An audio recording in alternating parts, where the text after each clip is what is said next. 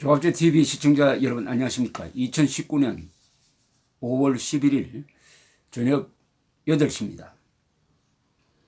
트럼프 대통령이 또 한국을 무시하는 발언을 했습니다.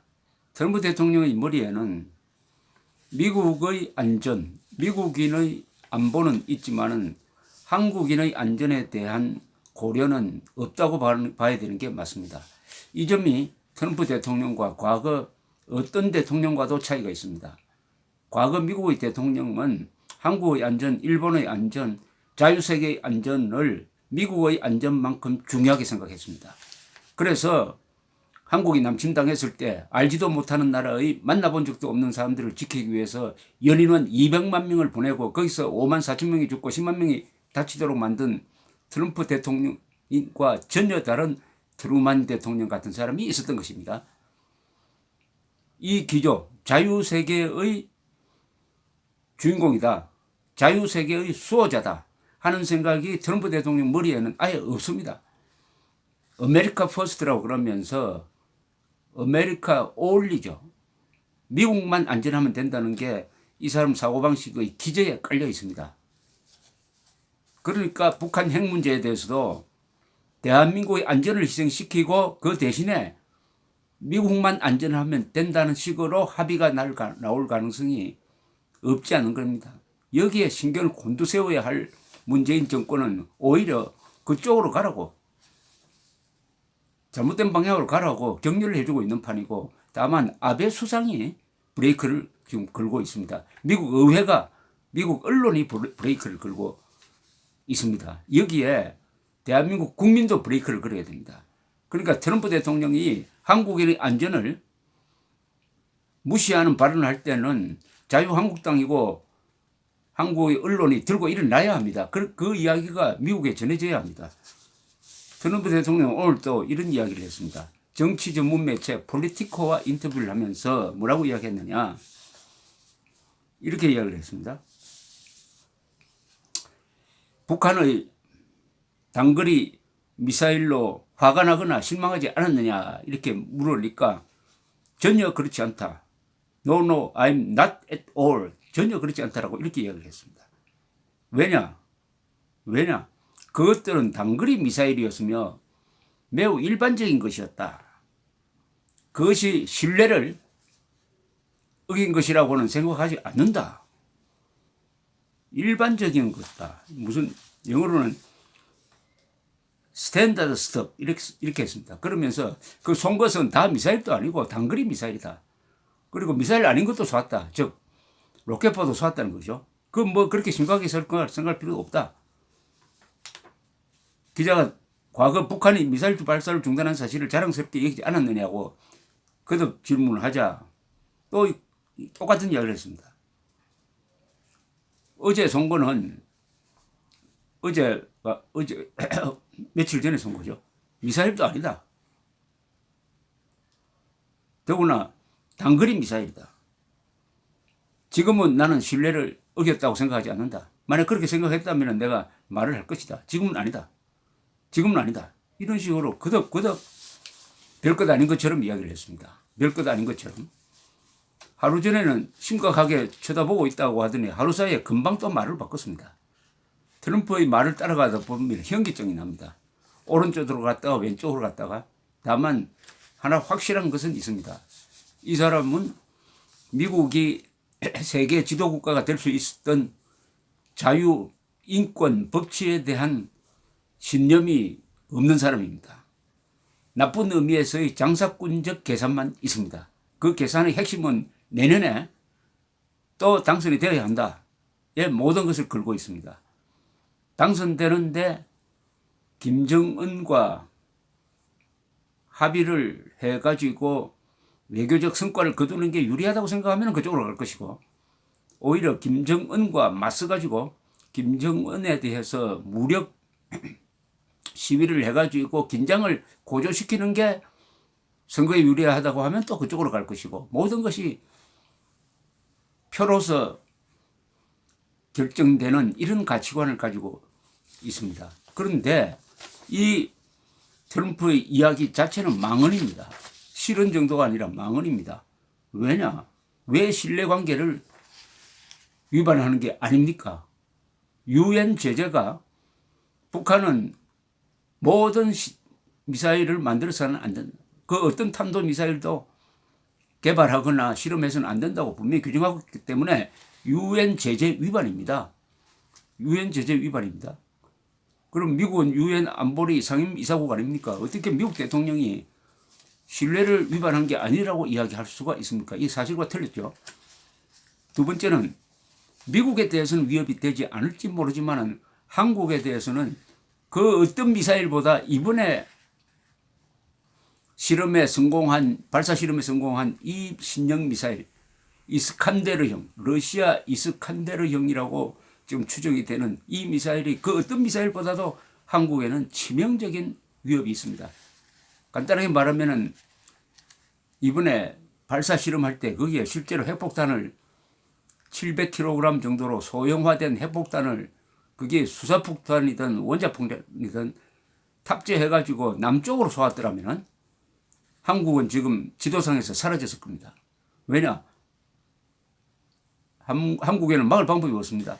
미군의 사드도 막을 수 없고 패트리엇 미사일도 막을 수 없습니다. 주한미군 2,800명도 죽었을 거예요. 28,000명도.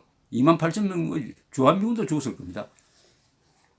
그런데도 뭐 통상적인 거 신뢰에 위반되는 것도 아니고 별것 아니다. 이런 식으로 이야기하고 있습니다. 미국 본토에 사는 사람에게는 별것 아닌지 모르지만 주한미군에게는 심각한 위협입니다. 아마 북한이 남한에 대해서 핵미사일을 쏠 때는 평택을 목표로 할 가능성이 많습니다. 미군 기지를 목표로 할 가능성이 많습니다. 그래도 트럼프는 이런 이야기를 합니다. 트럼프의 머릿속에는 전략 개념이 아주 좁아요. 미국 중심으로 보니까. 그래서 주한미군 빼자. 이런 이야기를 예사로 합니다. 그러면은 그 국무장관, 국방장관들이 모여가지고 트럼프를 설득을 합니다. 어떻게 설득하느냐. 주한미군은 미국 본토를 지키는 군대다. 미국 본토를 지키기 위해서 전방에 나가 있는 부대가 바로 주한미군이고 이것은 미국으로서도 가장 성공적인 투자다. 이렇게 이야기를 해도 트럼프는 분담금을 한국이 얼마나 부담하느냐 이런 것만 계산을 하고 이게 미국의 국익에 미국의 안보에 얼마나 도움이 된다는 걸 모릅니다. 그러면은 마티스 국방장관 같은 사람이 왜 주한미군이 중요하냐. 북한이 미사일을 쏘면은 7초 만에 미국은 추적할 수 있다. 그런데 주한미군이 없으면은 알래스카에서 추적해야 되는데 14분 뒤다. 그럼 미사일이 14분 동안 어디로 날아가는지 모르지 않느냐. 그래서 주한미군이 필요하다. 이렇게 이야기를 해도 알아듣지를 못하는 사람이 트럼프입니다. 왜냐? 머리가 나빠서가 아니에요. 마음이 나쁘니까. 오로지 이기주의의 화신이니까 자유세계 전체를 지켜야 된다. 그 자유세계를 지키는 데 있어서 주한미군이 가장 중요한 역할을 하고 있다는 것을 모르고 볼턴이나 폼페오 같은 사람이 견제를 하지 않으면 정상배로서의 본능이 이런 식으로 돌출되는 것입니다. 그러니까 이런 트럼프를 믿고 대한민국 국민들이 발 뻗고 잘 수 있겠습니까? 트럼프에 우리의 운명을 맡겨서 되겠습니까? 5천만의 생존을 트럼프에 맡겨서 되겠습니까?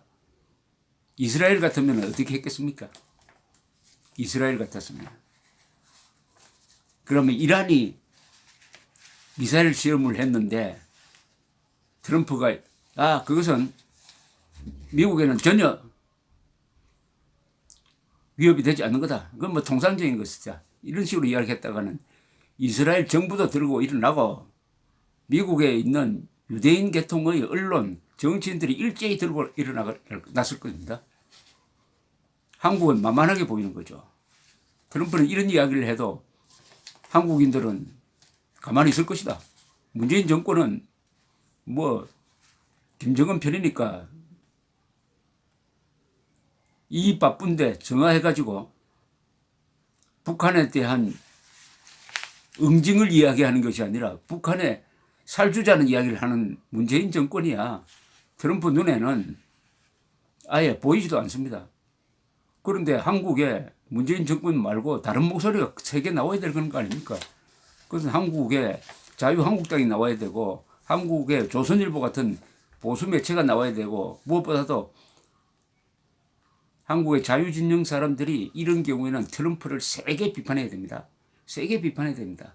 지금 트럼프 대통령에게 속았다고 생각하는 사람이 한 사람 있어요. 오토 원비어 부모입니다.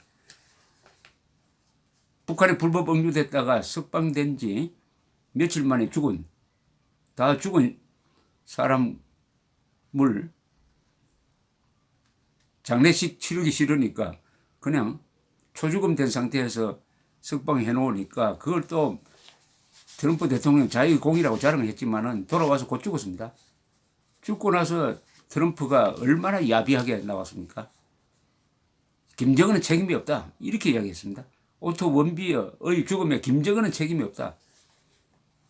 그 정도로 필요하면 오토 원비어를 막 이용해 먹고 필요 없어지니까 김정은 편에 서가지고 김정은은 그 사건에 대해서 책임이 없다. 모른다고 하더라.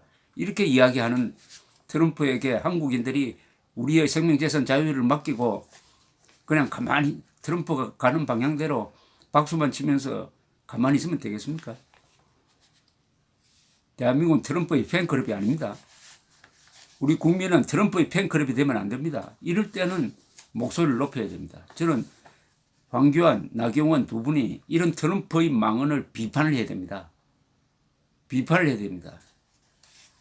그러지 않으면 정말 한국의 보수 세력이 친미 사대주의자라는 사대주의 세력이라는 욕을 먹을지 모릅니다. 무엇보다도 각자 도생입니다. 살 길은 우리가 찾아야 합니다. 트럼프에게 한국인들의 안전까지 챙겨주세요라고 말하는 것도 염치 없는 일이죠. 우리가 살 길을 찾아야 됩니다. 그것은 자위적 핵무장을